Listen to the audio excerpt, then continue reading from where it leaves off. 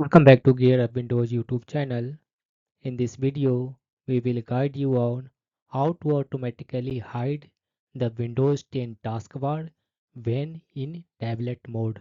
In case you use touchscreen laptop and you want to hide the taskbar when you use your laptop in tablet mode, then right click on the free space on the taskbar and here select taskbar settings option.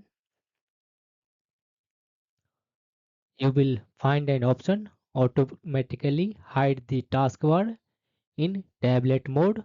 Just turn on this on toggle switch to hide the taskbar of Windows 10 when you use in tablet mode, and when you will return to the desktop mode it will automatically show the taskbar